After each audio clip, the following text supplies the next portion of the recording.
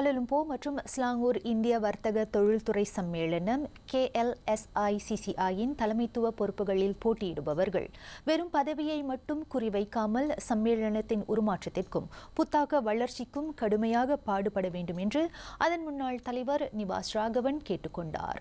மேலும் தற்போதைய இளம் தலைமுறையினரிடம் ஆற்றலுடன் வேகமும் விவேகமும் அதிகமிருப்பதால் சம்மேளனத்தின் எதிர்காலத்தை கருத்தில் கொண்டு சரியானவர்களை தேர்ந்தெடுக்குமாறு உறுப்பினர்களிடம் நிவாஸ் வலியுறுத்தினார். இன்றைக்கு பார்த்தீங்கன்னா ஏறக்குறைய ஒரு 31 வேட்புமனு தாக்கல்கள் எங்களுக்கு கிடைத்தது. பிரசிடென்ட் பதவிக்கு 2 பேர், துணைத் தலைவருக்கு 2 பேர், உதவி தலைவருக்கு 2 பேர், ட்ரெஷரருக்கு 2 பேர்.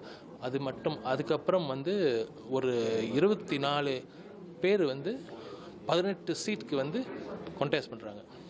ஸோ கண்டிப்பாக ஏறக்குறைய ஒரு 400க்கு மேல் உறுப்பினர்கள் வாக்குகளிப்பார்கள். நம்ம மற்றவங்களை சார்ந்து எதிர்க்காக பேசாமல், மற்றவங்களை பற்றி தப்பாக பேசாமல், அதுக்கப்புறம் ஒரு ப்ரொஃபஷ்னலாக அவங்களுடைய கேம்பெயினிங் செய்து கொண்டு இன்று குவாலலும்பூர் மற்றும் ஸ்லாங்கூர் இந்திய வர்த்தக தொழில்துறை சம்மேளன அலுவலகத்தில் நடைபெற்ற சம்மேளனத்தின் ஆண்டு தேர்தலுக்கான வேட்புமனு தாக்கலுக்கு பின்னர் செய்தியாளர்களிடம் பேசிய நிவாஸ் அவ்வாறு தெரிவித்தார்.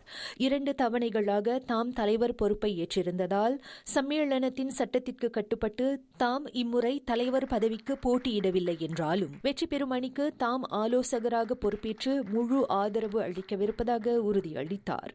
இம்முறை நடைபெறும் தேர்தலில் VKK ராஜசேகரன் மற்றும் பிரபாகரன் வைத்தியலிங்கம் தலைவர் பதவிக்கு போட்டியிடும் வேளையில் ராஜசேகரன் அணியிலிருந்து பன்னீர்செல்வமும் பிரபாகரன் அணி சார்பில் மோகனா சின்னத்தம்பியும் துணை தலைவர் பதவிக்கு போட்டியிடுகின்றனர்.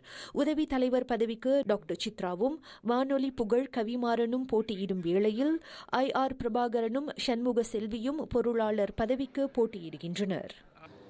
இப்போ AI யூஸ் பண்ணி இல்லை IT யூஸ் பண்ணி we want to increase membership. எப்படின்னு சொல்லும்போது இந்த 100 daysல ஒரு புது ஆப்பை திறந்து we want to connect to the members straight away. Okay, உங்களுக்கு என்ன இன்ஃபர்மேஷன் வேணாலும் அந்த ஆப்பில் திறக்கலாம். You looking at financing, there will be information on financing. அரசாங்கம் என்ன திட்டம் போட்டிருக்காங்களோ அந்த இன்ஃபர்மேஷன் நம்ம போடுவோம்.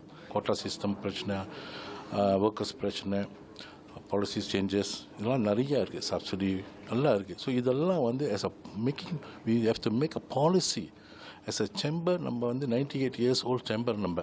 நம்ம ஒரு பாலிசி அதை எடுத்து போய் நம்ம கவர்மெண்ட்கிட்ட பேசணும். Plan succession plan we need to buy இன்னொரு பில்டிங் வாங்கணும். and then of course technology system, AI system, how we want to generate, how we want to bring our next generation to technology. வேட்புமனு தாக்கலுக்கான அதிகாரிகளாக வழக்கறிஞர் பசுபதி சிதம்பரமும் சுரேஷ் கொராசியாவும் பணியாற்றினர். இதனிடையே 98 ஆண்டுகள் வரலாறு கொண்ட குவாலலும்பூர் மற்றும் ஸ்லாங்கூர் இந்திய வர்த்தக தொழில்துறை சம்மேளனத்தின் ஆண்டு கூட்டமும் தேர்தலும் வரும் ஜூன் 14ஆம் தேதி காலை மணி 9 தொடங்கி புத்தாலிங்ஜயா தோட்ட மாளிகையில் நடைபெறவிருக்கிறது.